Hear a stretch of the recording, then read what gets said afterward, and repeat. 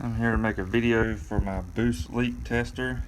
It's a Odie 3-inch gripper. I think it's a pipe cap.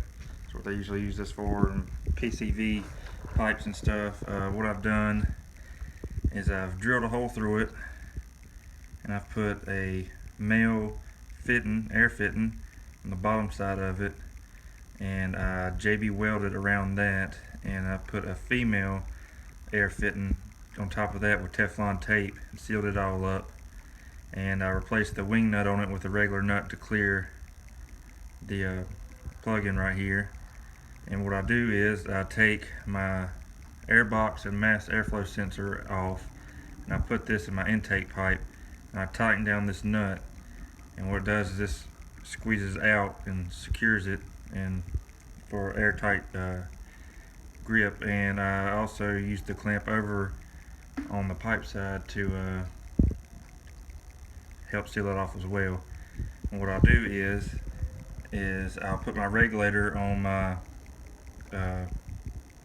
air tank to 20 psi, and I'll hook it up, and I use a nail about equivalent to that size for the weep hole in the bottom of my intercooler, and I'll take some earplugs from work for my old dipstick.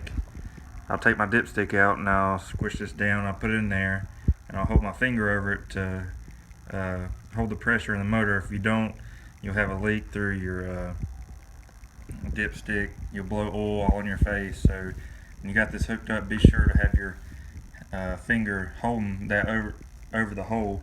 It's best to have two people. It makes it a lot easier. Pretty much, you just put it in there. You put the fitting on it.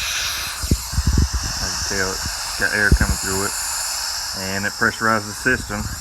There'd be a lot more air than that because I don't have my air compressor on, but that's basically what it does, and you'll be able to hear the leak pretty easily if you got one once it pressurizes up. And if you want to make it real quiet with having pressure on it, you just take that off of the end of the